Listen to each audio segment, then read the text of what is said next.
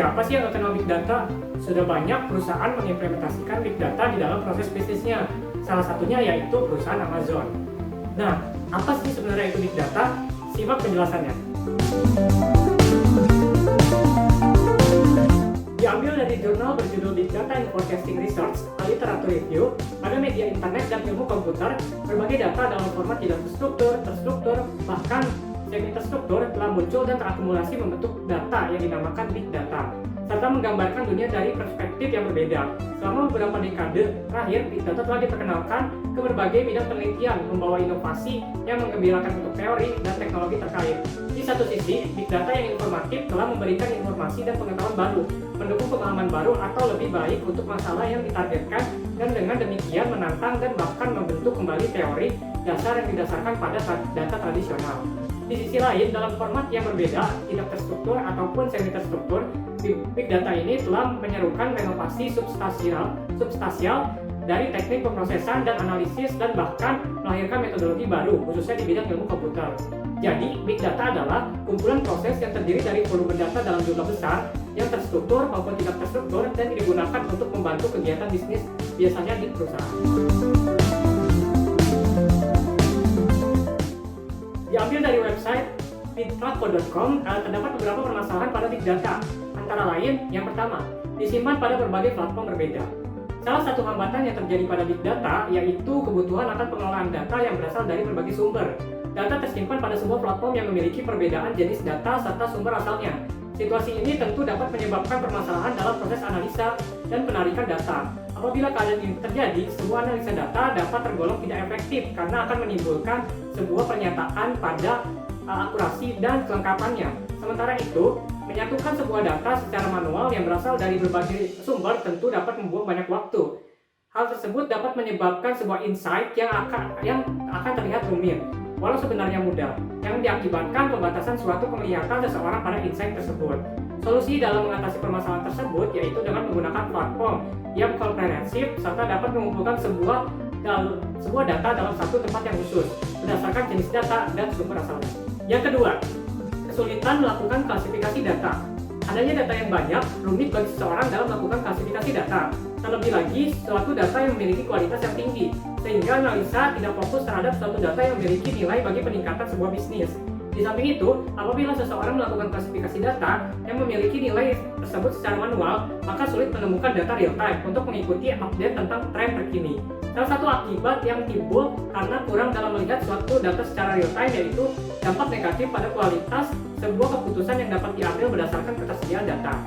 Platform yang memiliki kemampuan artificial intelligence atau AI serta machine learning dapat menjadi sebuah solusi untuk mengatasi sebuah permasalahan big data dalam mengklasifikasikan suatu data. Adanya artificial intelligence atau AI dan machine learning dapat mendukung klasifikasi data untuk dilakukan sebuah analisa, sehingga hasil analisa akan didapatkan secara lebih cepat, akurat, serta mengikuti tren yang saat ini sedang terjadi. Yang ketiga, tidak banyak SDM yang memiliki keahlian menganalisa data. Meski perkembangan zaman semakin pesat, apalagi di bidang teknologi, namun tidak banyak orang yang memiliki keahlian dalam melakukan analisa data dengan baik. Situasi ini terjadi karena rumitnya pengoperasian sebuah platform, sehingga hanya beberapa orang yang dapat diandalkan dalam melakukan analisa data. Keadaan ini tentu dapat berakibat pada kesulitan dalam melakukan pengembangan sebuah bisnis, karena pada dasarnya analisa sebuah data akan memakan waktu yang cukup banyak. Solusi yang dapat dilakukan dalam mengurangi permasalahan tersebut yaitu dengan sebuah platform yang mendukung bagi setiap orang untuk mengakses serta memanfaatkan suatu data tanpa melakukan pengoperasian data yang menggunakan bahasa pemrograman yang rumit serta cukup kompleks.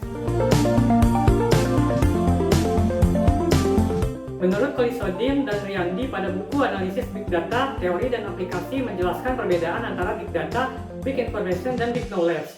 Pada Big Data merupakan suatu kumpulan data yang sangat besar dan begitu kompleks, sehingga tidak dapat disimpan dalam suatu sistem teknologi komputer yang masih konvensional. Data akan terus bertambah seiring kebutuhan yang semakin meningkat, baik untuk kebutuhan bisnis maupun kebutuhan pribadi. Kemudian ada Big Information, yaitu merupakan sekumpulan informasi yang luas dan besar, di mana informasi ini didapatkan berdasarkan pengambilan data pada waktu tertentu. Informasi ini juga dapat berguna untuk dianalisis sebagai evaluasi kinerja bisnis dan dianalitik sebagai prediktif untuk peningkatan proses bisnis. Lalu ada Big Knowledge, di mana di sini merupakan kemampuan yang dimiliki seseorang dalam menyimpan pengetahuan. Biasanya dalam diri seseorang pengetahuan disimpan pada bagian otak sebagai memori dalam menyimpan suatu data yang diperoleh. Pengetahuan ini juga dapat diartikan sebagai suatu transformasi dari informasi menjadi instruksi. Lalu mana sih yang lebih baik di antara big data, big knowledge, dan big information? Nah, di sini menurut saya big data adalah hal yang lebih utama dibandingkan big information maupun big knowledge. Hal tersebut dikarenakan tanpa adanya data tentu tidak akan menghasilkan sebuah informasi dan pengetahuan. Sebagai contoh, jika perusahaan Amazon ingin melakukan evaluasi kinerja pada periode sebelumnya dan peningkatan bisnis untuk proses berikutnya, maka dibutuhkan data sebagai referensi dalam prosesnya. Amazon dapat melakukan evaluasi kinerja dengan mengumpulkan informasi penjualan sebelumnya, di mana informasi tersebut tentu berbentuk sebuah data, misal berupa data penjualan TV, data penjualan jam tangan, ataupun data penjualan lainnya. Begitupun dengan proses peningkatan bisnis. Untuk periode berikutnya, dibutuhkan sebuah strategi yang baik untuk meningkatkan penjualan. Maka hal tersebut diikuti dengan pengetahuan yang luas dalam menentukan hal keputusan untuk berstrategi. Pengetahuan tersebut tentu tidak muncul dengan sendirinya, tetapi ada referensi berdasarkan data yang ada untuk dilakukan sebuah analitik agar menghasilkan suatu prediktif penjualan di periode yang akan datang. Meskipun begitu, big data, big information, dan big knowledge memiliki hubungan dan keterkaitan yang kuat untuk melakukan proses bisnis, sehingga salah satu dari hal tersebut tidak dapat ditinggalkan. Menurut Hollison dan Rianti pada buku analisis big data, teori dan aplikasi menjelaskan bahwa big data memiliki berbagai jenis karakteristik. Salah satunya yaitu adalah variety atau variasi. Nah, adapun jenis-jenis variasi dari big data sendiri antara lain seperti data berstruktur, data tidak berstruktur, dan data semi terstruktur. Nah, untuk data berstruktur ini, data ini merupakan data yang memiliki struktur yang jelas, disusun di mana jenis data berstruktur dapat diproses, disimpan, serta juga diambil dalam bentuk format yang tetap. Jenis data ini sangat terorganisir dan mudah dalam pengaksesan dari database-nya. Contoh dari data terstruktur seperti data scan pengunjung mall di aplikasi Peduli Lindo, data penjualan dalam sebuah perusahaan, serta data jumlah karyawan pada database dengan rincian yang telah terstruktur, seperti data diri, posisi pekerjaan, gaji, dan lainnya dalam bentuk yang terorganisir. Selanjutnya adalah data semi terstruktur. Pada jenis data ini, suatu data dimasukkan ke dalam bentuk suatu tabel yang bentuknya tidak sama seperti tabel biasanya, di mana hanya terdiri dari baris dan kolom. Contoh dari data semi terstruktur yaitu data yang memiliki informasi penting, biasanya dalam bentuk CSV, XML, dan JSON. Contoh kasusnya yaitu untuk melakukan prediksi penjualan barang pada perusahaan Amazon untuk periode selanjutnya menggunakan aplikasi SPSS dengan pendekatan regresi, di mana akan dihasilkan sebuah output yang dapat dilakukan analitik data berdasarkan hasil output yang dihasilkan tersebut. Yang ketiga adalah data tidak terstruktur. Pada jenis data ini, data sulit dikenal bentuknya. Jenis data ini juga wajib disimpan dalam bentuk format yang khusus karena struktur yang dimiliki tidak spesifik seperti halnya jenis data terstruktur. Data tidak terstruktur akan menghasilkan nilai apabila telah diproses serta dilakukan analisa. Penggunaan sistem harus memadai agar dapat menyimpan bentuk atau tidak terstrukturan data tersebut. Penggunaan sistem seperti database NoSQL, MongoDB, dan HostDB dapat digunakan sebagai fasilitas untuk penyimpanan data tidak terstruktur. Adapun contoh dari jenis data ini yaitu seperti data teks, data yang memiliki format foto atau gambar, video, serta suara. Selain itu, data ini juga bisa berbentuk keluhan suatu pelanggan, kontak kerjasama, ataupun data tawaran kerja melalui email. Contoh lainnya dapat dilihat dalam sosial media, seperti dalam jumlah komentar, jumlah like, dan jumlah follower untuk setiap aktivitas yang dilakukan maupun terjadi di akun sosial media. Oke, berikutnya adalah kunci sukses dalam melakukan analitik. Menurut Hollison dan Rianti pada buku analisis big data, teori dan aplikasi, menjelaskan bahwa terdapat beberapa komponen key roles. Yang pertama adalah business user, di mana seseorang yang memahami wilayah domain atau kondisi existing dan dapat mengambil manfaat besar dari hasil proyek analitik dengan cara konsultasi dan menyarankan tim proyek pada skop proyek, hasil, dan operasional output terkait dengan cara mengukur suatu variabel. Biasanya yang memenuhi peran ini adalah analisis bisnis, manajer lini atau ahli dalam hal pokok yang mendalam. Kemudian yang kedua adalah project sponsor, bertanggung jawab terkait asal proyek, memberi dorongan, persyaratan proyek, dan mendefinisikan masalah core bisnis. Umumnya menyediakan data dan dana dan konsep mengukur tingkat nilai output akhir dari tim kerja, menciptakan prioritas proyek, dan menjelaskan output yang diinginkan. Data engineer memiliki keterampilan teknis yang mendalam untuk membantu penyetelan query SQL untuk pengelolaan data dan ekstraksi data, dan mendukung untuk konsumsi data ke dalam sandbox analitik. Data engineer melakukan ekstraksi data aktual dan melakukan manipulasi data yang cukup besar untuk memfasilitasi kebutuhan proyek analitik. Insinyur data atau data engineer bekerja sama dengan ilmuwan data, yaitu data science, untuk membantu dalam membentuk data yang sesuai dengan cara yang tepat untuk dianalisis. Key roles yang terakhir adalah data science atau ilmuwan data. Menyediakan kalian untuk teknik analitis, pemodelan data, dan menerapkan teknik analitis yang valid untuk masalah yang diberikan. Memastikan melalui keseluruhan analitik tujuannya dapat terpenuhi, lalu merancang dan mengeksekusi metode analitis dan melakukan pendekatan lainnya dengan data yang tersedia untuk proyek tersebut. Big data memiliki 10 karakteristik yang berbeda. Yang pertama adalah volume, di mana jumlah atau kuantitas suatu data memiliki ukuran yang sangat besar dan terkadang bentuknya tidak terstruktur. Dikatakan memiliki ukuran yang sangat besar karena setiap detiknya data selalu bertambah. Pada umumnya untuk penerapan big data sendiri memiliki ukuran dengan skala terabyte atau per 1000 GB, serta petabytes atau per 1 juta GB. Contoh kasusnya yaitu pada Facebook, di mana setiap harinya menghasilkan data sebanyak 400 petabyte atau 400 juta GB. Dari ukurannya saja, tentu data tersebut merupakan sebuah kategori dari big data. Lalu ada velocity, di mana suatu data yang dapat dilakukan pengaksesan dan pemrosesan dengan sangat cepat, sehingga penggunaannya dapat dilakukan pada detik itu juga secara real time. Kecepatan dibutuhkan dalam memproses sebuah data ketika terjadi sebuah permintaan atau request. Contoh yang sering ditemukan yaitu sebuah sistem operasi online berbasis web seperti Google Document atau Google Spreadsheet ataupun Google Slide. Yang ketiga adalah variety. Data dapat dikatakan sebuah big data apabila terdapat bermacam-macam karakteristik serta tidak homogen. Variety juga dapat diartikan sebagai kumpulan sebuah data, baik dalam bentuk terstruktur, semi-terstruktur, maupun tidak terstruktur. Contoh dari karakteristik big data yang satu ini yaitu seperti komentar, like, dan followers pada sosial media yang tidak terstruktur. Melakukan prediksi data dalam penjualan menggunakan aplikasi SMS yang semi-terstruktur, serta data barang harga dalam suatu perusahaan yang terstruktur. Karakteristik yang berikutnya yaitu veracity, di mana veracity ini adalah verifikasi data akan sangat sulit apabila sebuah data semakin banyak dan semakin beragam. Veracity merupakan karakteristik pada big data yang digunakan untuk melakukan validasi secara benar dan cepat pada suatu data yang memiliki jumlah dan keragaman yang berbeda, serta banyak. Contoh pada veracity yaitu seperti data informasi pelanggan dan data anggota keluarga, di mana data-data tersebut dapat dijaga dan dipelihara baik dengan bantuan big data. Yang berikutnya adalah value, di mana karakteristik ini diartikan sebagai kualitas nilai data yang diambil.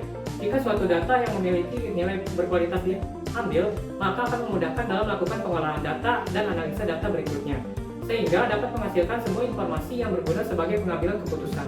Contoh kasusnya yaitu misalnya, dalam program untuk menjaga ketahanan pangan, maka pemerintah dapat melakukan analisis dalam mengambil data dari Kementerian Pertanian atau Kementan. Karakteristik berikutnya adalah validity, keakuratan atau kebenaran sebuah data yang dimana akan digunakan sebagai ekstraksi hasil dari pengolahan data dalam bentuk suatu informasi yang bermanfaat. Contohnya yaitu suatu perusahaan melakukan perhitungan akurasi data penjualan untuk menentukan harga jual bagi pelanggan. Yang berikutnya adalah variability, di mana karakteristik ini diartikan bahwa suatu variabel memiliki dampak pada perubahan yang akan terjadi pada suatu data dengan cepat, dan juga seberapa sering data tersebut mengalami perubahan. Contoh kasusnya yaitu pada platform Disney Plus, menyediakan beberapa opsi jangka waktu untuk berlangganan, seperti mingguan, bulanan, ataupun tahunan. Pelanggan dapat memilih salah satu opsi tersebut sesuai dengan kebutuhan pelanggan. Karakteristik berikutnya adalah venue, di mana beberapa jenis suatu data yang terdapat dari berbagai macam sumber dengan sebuah platform yang berbeda-beda, baik seperti sistem personalia ataupun cloud, publik atau pribadi. Contohnya pada suatu produk yang sama tapi terdapat perbedaan harga pada dua perusahaan online shop. Yang berikutnya adalah vocabulary, di mana sebuah model pada suatu data yang menggambarkan struktur dari data itu sendiri. Contohnya dalam menentukan harga penjualan, suatu perusahaan harus membuat sebuah model pengolahan data yang diinginkan, baik dapat menggunakan metode regresi ataupun sejenisnya. Karakteristik yang terakhir yaitu adalah vagueness, di mana ketidakjelasan sebuah data yang berkaitan pada kenyataan dalam suatu informasi, sehingga adanya penyampaian informasi yang tidak tersampaikan. Dengan penerapan big data, memudahkan segala informasi tersampaikan dengan jelas dan menyeluruh. Dalam Dalam mempelajari Big Data, kita kenal yang namanya Hadoop, di mana Hadoop merupakan sebuah software framework atau kerangka kerja suatu perangkat lunak open source berbasis Java dengan lisensi Apache, berguna dalam sebuah aplikasi komputasi pada data yang besar secara intensif. Hadoop sendiri terdiri dari Hadoop Distributor File System atau HDFS serta MapReduce, di mana cluster HDFS terdiri dari NameNode dan DataNode, di mana NameNode merupakan node yang mengatur suatu namespace dari sebuah sistem file. Selain itu, NameNode merupakan node utama yang melakukan pengaturan data di cluster, menerima suatu job, serta program untuk dilakukan suatu pengolahan dan sebuah analisis data. Sementara itu, DataNode adalah tempat node suatu data disimpan. Oke, seperti yang dijelaskan sebelumnya, salah satu bagian dari Hadoop yaitu MapReduce, di mana MapReduce merupakan dasar dari sebuah sistem dengan melakukan suatu clustering dari input data, melakukan pemrosian data dengan penjadwalan eksekusi sebuah program pada beberapa mesin, serta mengatur komunikasi yang dibutuhkan antar mesin. Dalam kehidupan sehari-hari, pasti kita banyak menemui permasalahan ataupun kasus-kasus yang terjadi di masyarakat. Nah, dari sini saya akan mencontohkan sebuah kasus untuk diimplementasikan menggunakan salah satu metode yang dapat digunakan dalam Big Data, yaitu regresi. Di sini terdapat kasus yaitu pada sebuah rumah sakit terdapat suatu permasalahan. Permasalahan terjadi pada unit pemeriksaan dan diagnosa, di mana permasalahan tersebut terjadi karena belum adanya prediksi rata-rata tingkat glukosa pada orang umur di bawah 40 tahun dan umur di atas 70 tahun. Situasi ini dapat menimbulkan kebingungan dalam prediksi adanya penyakit stroke pada orang yang berumur di bawah 40 tahun dan di atas 70 tahun. Prediksi dibutuhkan untuk mengoptimalkan proses pemeriksaan khususnya pada orang yang berumur di bawah 40 tahun dan di atas 70 tahun, sehingga nantinya orang tersebut dapat menjaga kesehatannya. Berdasarkan kondisi tersebut, rumah sakit membutuhkan suatu bantuan dalam memecahkan permasalahannya. Adapun data yang dikumpulkan dapat dilihat pada gambar di samping ini. Ini adalah data yang dikumpulkan atau didapatkan dari website yaitu kaggle.com. Dalam pengerjaannya terdapat 4 tahapan utama, yaitu yang pertama adalah himpunan data. Langkah awal dalam data mining yaitu memahami dan mempersiapkan data yang akan digunakan atau diproses. Untuk metode yang digunakan dalam himpunan data ini yaitu data cleaning, data integration, dan data reduction, serta data transformation. Dalam kasus tersebut, di mana kita akan mengetahui pengaruh umur terhadap tingkat glukosa seseorang. Maka dari itu dibutuhkan variabel umur sebagai variabel X dan variabel tingkat glukosa sebagai variabel Y. Dengan begitu artinya bahwa proses data cleaning dan data reduction pada himpunan data ini telah dilakukan dengan memilih data umur dan tingkat glukosa sebagai variabel untuk dilakukan sesuatu prediksi. Langkah kedua adalah metode data mining. Untuk tahapan ini dilakukan pemilihan metode sesuai dengan kasus yang akan dipecahkan. Pada kasus tersebut akan memberikan prediksi pengaruh umur terhadap tingkat glukosa. Maka dari itu metode untuk memodelkan data tersebut yaitu prediction. Tahapan ketiga yaitu pengetahuan atau knowledge. Dalam tahapan ini perlu adanya pemahaman mengenai suatu model yang digunakan dalam memecahkan kasus di atas. Model yang digunakan yaitu adalah model regresi, di mana regresi merupakan suatu metode atau model dalam menentukan suatu hubungan sebab akibat antara satu variabel dengan variabel lainnya. Maka dari itu, data yang telah dipilih pada proses penghimpunan data akan dilakukan model regresi dengan langkah-langkah yang akan dijelaskan seperti berikut ini. Baik, dari data yang sudah didapatkan melalui kaggle.com, data tersebut kita masukkan ke dalam Microsoft Excel. Setelah itu kita pilih data atau variabel yaitu umur dan tingkat glukosa. Untuk melihat grafiknya kita blok dulu data umur dan glukosa, tingkat glukosa, kemudian ke insert. Lalu di bagian chart kita pilih scatter diagram. Dan di sini untuk sumbu X kita pilih aja yang terakhir itu adalah yang nilai minimum itu 40. Dan di sini untuk measure-nya atau selisihnya itu 10 saja. Karena untuk melihat titik-titiknya, persebaran titik-titik agar lebih jelas. Nah, pada bagian ini, pada bagian sumbu Y, kita di sini measure-nya cukup ganti dengan 100. Oke, kemudian setelah itu untuk melihat persamaan garisnya, di sini kita klik titiknya, kemudian klik kanan, lalu pilih Add Trade Line. Di sini pilih linear, lalu di sini centang yang display equation on chart untuk memunculkan persamaan dari regresinya. Setelah itu pada garis regresinya ini kita pilih warna hitam aja dan garisnya itu garis lurus, jadi jangan putus-putus. Oke, kemudian di sini kita bisa ganti judulnya yaitu jadi regresi. Berikutnya untuk melihat hasil output lain kita bisa pilih ke data, lalu data analisis, dan di sini pilih regression, lalu kemudian oke. Pada sumbu Y kita pilih tingkat glukosa, data-datanya, dan pada sumbu X ini kita pilih data-data yang ada di umur. Lalu kita centang residuals, kemudian oke. Maka hasil outputnya akan muncul seperti berikut ini. Tahapan keempat adalah evaluation, di mana pada tahap evaluation dilakukan sebuah analisis model serta kinerja dari model tersebut. Adapun analisis data yang dapat dilakukan berdasarkan kasus tersebut adalah sebagai berikut. Yang pertama adalah pada gambar berikut ini. Berdasarkan hasil output yang di samping ini dapat dilihat bahwa nilai R-square adalah sebesar 0,811. Nilai tersebut diartikan bahwa terdapat pengaruh umur atau X terhadap tingkat glukosa atau Y pada suatu rumah sakit sebesar 88,11%. Sementara untuk sisanya yaitu 11,89% dipengaruhi oleh suatu variabel yang tidak dilakukan penelitian. Berikutnya adalah multiple R, merupakan tingkat hubungan dua atau lebih variabel. Menurut Sugiono tahun 2017, tingkat hubungan korelasi dapat diklasifikasikan seperti tabel gambar berikut ini. Berdasarkan tabel tersebut, maka hubungan kedua variabel umur dan tingkat glukosa adalah sangat kuat dengan jumlah sebesar 0,939. Oke, selanjutnya ada adjusted R-square, menunjukkan nilai lain dari R-square, di mana nilai pada adjusted R-square sebesar 0,8779. Nilai ini berguna sebagai ganti dari nilai R-square untuk model regresi berganda.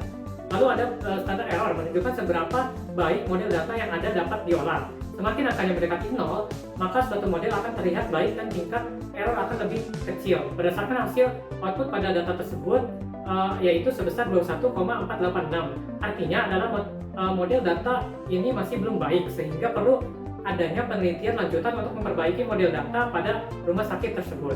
Kemudian yang terakhir adalah observation, menunjukkan jumlah atau banyaknya data yang digunakan pada kasus ini.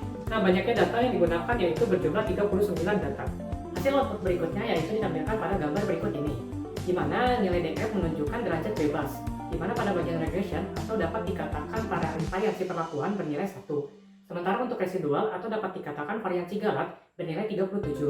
Maka derajat kebebasannya yaitu sebesar 38 data. Kemudian terdapat SS diartikan sebagai sum of square atau dapat dikatakan juga sebagai jumlah kuadrat, di mana pada bagian regression atau dapat dikatakan variasi perlakuan bernilai 126.527,2.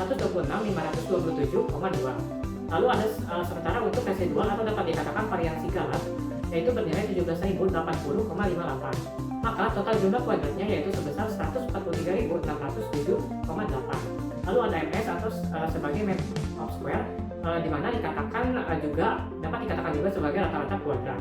Di mana pada bagian regression atau dapat dikatakan variasi perlakuan bernilai 126.527,2.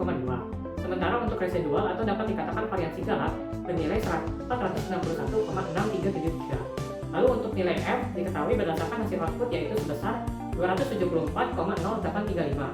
Sementara untuk F tabel atau F tabel 1,37 bernilai yaitu sebesar 4,11 yang ditunjukkan pada gambar berikut ini. Maka dari itu diketahui bahwa F hitung yaitu 274,0835 lebih besar dari F tabel yaitu 4,11. Dapat disimpulkan bahwa terdapat pengaruh umur X terhadap tingkat glukosa Y pada suatu kasus di rumah sakit tersebut. Hasil output berikutnya ditunjukkan pada gambar berikut ini, di mana terdapat suatu persamaan nilai koefisien regresi yaitu Y sama dengan 7,6133X min 272,6425. Lalu berikutnya terdapat nilai standar error yaitu pada intercept yaitu variabel Y tingkat glukosa sebesar 26,0865. Maka model tersebut masih dikatakan kurang baik karena tergolong cukup jauh dari nilai 0 atau tingkat error yang masih tinggi, sehingga diperlukan penelitian lebih lanjut pada data tingkat glukosa. Namun pada variabel umur, nilai standar error tergolong rendah atau tingkat errornya yaitu rendah karena nilainya mendekati angka 0, sehingga data umur dapat dikatakan model data yang sudah baik. Untuk nilai T statistik pada variabel tingkat glukosa adalah sebesar min 10,4515 dan untuk variabel umur sebesar 16,5547. Lalu untuk nilai P pada variabel tingkat glukosa yaitu sebesar 1,36 E min 12 atau dapat diartikan 0,000 dan untuk variabel umur sebesar 1,08 E min 18 atau dapat dikatakan juga 0,000. Batas bawah atau probabilitas 0,05 untuk hasil pengolahan data pada variabel tingkat glukosa yaitu sebesar min 325,4988 dan untuk batas atasnya yaitu min 219,7863. Batas bawah probabilitas 0,005 untuk hasil pengolahan data pada variabel umur yaitu 6,6815, dan untuk batas atasnya yaitu sebesar 8,5451. Lalu ada juga terdapat suatu nilai koefisien regresi yang bernilai negatif, maka variabel X umur memiliki pengaruh negatif terhadap variabel Y yaitu tingkat glukosa, sehingga menghasilkan persamaan regresi yaitu Y sama dengan 7,6133 X min 272,6425. Dari pengolahan data yang telah dilakukan menggunakan metode regresi, maka dapat disimpulkan bahwa pada kasus tersebut dapat dilakukan suatu prediksi didapatkan persamaan model regresi yaitu Y sama dengan 7,6133X dikurangi 272,6425. Jadi, semisal terdapat orang di bawah umur 40 tahun, contohnya 39 tahun, yang ingin melakukan pemeriksaan tingkat glukosa, maka nilai X dapat disubstitusikan menjadi 39, sehingga persamaan dapat ditentukan seperti berikut, yaitu Y sama dengan 7,6133, X diganti menjadi angka 39, lalu min 27,6425. Dari 7,6133 dikali 39 menjadi 279,3687. Kemudian dikurangi dengan 272,6425. Lalu hasilnya yaitu 6,762. Jadi dapat diprediksi bahwa seorang yang berusia 39 tahun yang akan datang ke rumah sakit tersebut memiliki tingkat glukosa sebesar 6,7262. Lalu bagaimana dengan usia yang di atas 70 tahun? Apabila terjadi pada orang berumur di atas 70 tahun, contohnya 71 tahun, yang ingin melakukan pemeriksaan tingkat glukosa, maka nilai X dapat kita substitusikan menjadi 71, sehingga persamaan dapat dituliskan yaitu Y sama dengan 7,6133 dan X digantikan menjadi 71 dikurangi 272,6425. 7,6133 dikali 71 yaitu 540,5443, lalu dikurangi dengan 272,6425, sehingga hasil yang didapatkan yaitu 267,9018. Jadi dapat diprediksi seorang berusia 71 tahun yang akan datang ke rumah sakit tersebut memiliki tingkat glukosa sebesar 267,9018.